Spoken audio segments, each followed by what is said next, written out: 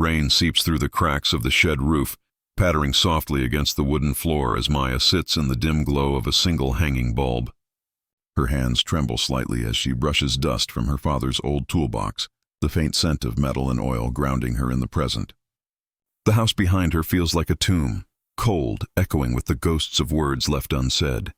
Eric's absence has become louder than his presence, his late nights explained by vague texts and forced smiles.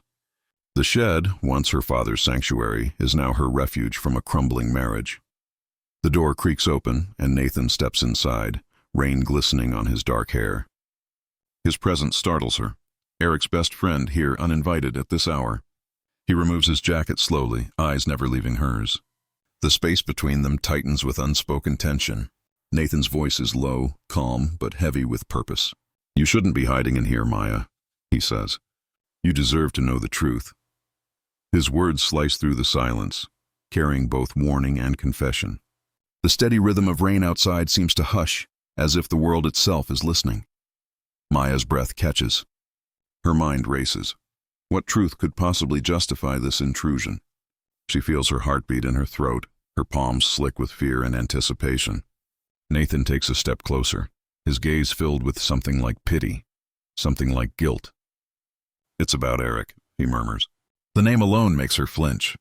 The air grows thick, the shed shrinking around them. Maya's confusion deepens into dread. Nathan hesitates, the weight of his revelation pressing between them.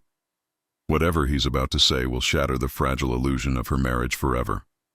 Maya Thompson once painted sunlight, wild, unrestrained, and full of color. Her canvases had soul, her dreams were her own. But when she married Eric, a man with blueprints in his hands and ambition in his eyes, her world shifted. He needed stability, not spontaneity. So she traded brushes for balance sheets, helping him build his construction firm from the ground up. Years passed in quiet compromise until the woman who once thrived on imagination became a shadow in her own home. The art room turned into storage. The laughter that once filled their evenings faded into polite silence. Eric's love hardened into routine. Morning coffee, late returns, distant touches. He was consumed by the business, by success, by secrets he wouldn't name. Maya tried to reach him through dinners, small talk, even painted again once, but he barely noticed. Her world grew small, her garden her only solace, each flower a whisper of the life she once tended inside herself. Loneliness became a familiar guest, and when Nathan began visiting more often, with his teasing grin and easy charm, she found herself laughing again, even if it felt dangerously out of place. Nathan's presence carried a strange duality, comfort and unease. He'd been Eric's friend long before she entered the picture, yet he seemed to know too much about her private thoughts, her silent disappointments. When Eric and Nathan worked together, Maya sensed tension beneath their smiles, a rivalry masked as camaraderie. Eric would change the subject whenever Nathan brought up company accounts or late meetings. Something unsaid lingered between them. Maya began to wonder, was her husband's distance born from guilt or fear? And why did Nathan seem to stand on both sides of the truth? Nathan's voice quivers as he opens the worn folder, his usual confidence stripped away. The papers inside gleam faintly under the weak light. Contracts, receipts, and bank transfers, all bearing one signature, hers. Maya's heart pounds as she scans the documents, disbelief curdling into horror. Eric's name appears everywhere, entwined with hers in deceit. The construction company she helped build, her act of love and loyalty, has become the weapon of her undoing. The invoices tell a story of money laundered, deals forged, and accounts funneled through her identity. Her trust, her name, her life, all exploited. The shed feels smaller, suffocating as the realization sets in. Maya's knees tremble. Her breath shortens. She can barely hear Nathan's voice explaining the details. How Eric's transactions were hidden under her signature. How her digital authorization was faked. Her mind flickers through every late night, every tense conversation, every cold glance from Eric, now tinged with sinister meaning. Nathan's pitying look only deepens her dread. She clutches the folder to her chest as if it could protect her. The rain outside grows heavier, blurring the world beyond the shed. Like the future she no longer recognizes. When Eric returns home, Maya confronts him, voice shaking but fierce. She slams the folder on the table. The papers scatter like shards of her faith. How could you? She demands, her tears mixing with rage. Eric's expression remains eerily calm, his tone measured, almost patronizing. You're overreacting, he says coolly. Nathan's manipulating you. But beneath his composure, guilt flickers, a tiny damning crack in his mask. That flicker is enough. In that silent second, Maya understands the truth. Eric is willing to let her take the fall, to watch her life burn if it means saving his own. Maya's nights turn sleepless as she dives into the shadows of her own life. She sifts through Eric's emails, hidden folders, and encrypted messages, her hands trembling as truth after truth unravels before her eyes. The accounts, the contracts, the coded transactions, all lead back to her. Panic mixes with fury. Each discovery feels like a knife twist, yet she can't stop. She meets Nathan again, desperate for clarity. His confession stuns her. He once loved her, long before Eric. He claims his loyalty now is protection, not desire. But his lingering gaze tells another story. Maya's trust fractures further. The walls of her marriage close in. Eric begins to notice her distance and turns his control into cruelty disguised as care. Passwords vanish, credit cards decline, and whispered accusations fill their nights. He leaves notes that make her doubt her memory, reminders of things she never said or did. You're tired, he tells her softly. Maybe take your pills again. Gaslight becomes routine. Confusion becomes weapon. The house that once sheltered her now feels like a cage built from manipulation. Maya starts hiding flash drives and copies of documents like contraband, afraid of every creak of the floorboards. One evening, Eric sets the table with eerie calm. The clinking of silverware cuts through silence. His smile is rehearsed, his words venom wrapped in charm. If you ever leave me, Maya, he says, swirling his wine, you'll lose everything, even your name. The threat lands like a blade and she shatters, tears spilling, breath breaking. But beneath that collapse, a spark ignites.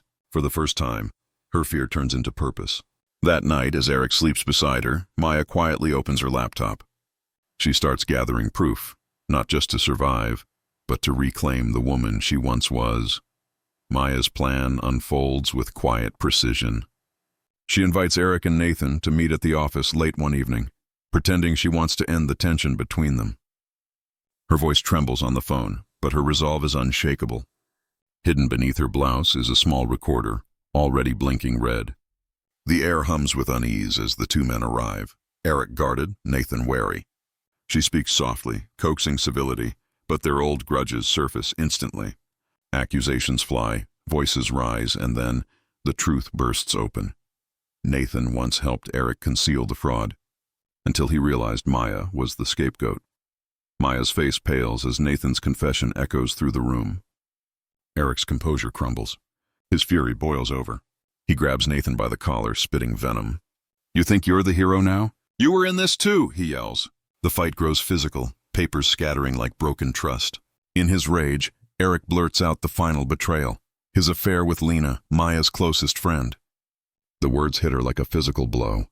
Lena, the one who'd comforted her, who'd listened to her tears, had been part of the deceit all along, helping Eric forge the lies that ruined her.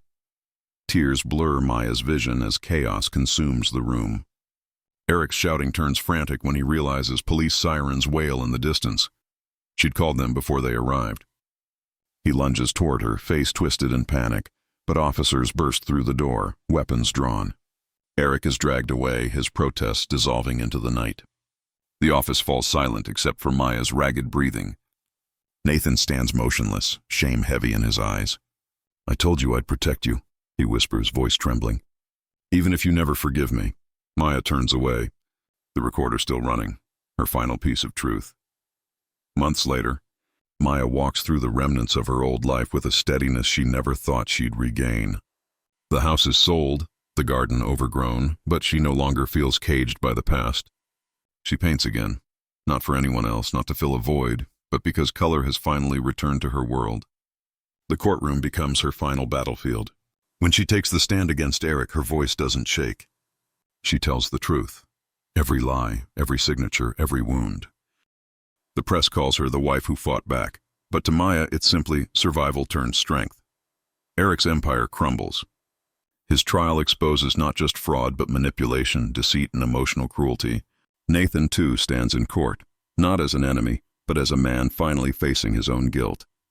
He pleads guilty, agreeing to testify against Eric in exchange for leniency, ensuring Maya walks free of any accusation. His testimony confirms what she always suspected. He'd known too much, for too long, and had tried too late to make it right.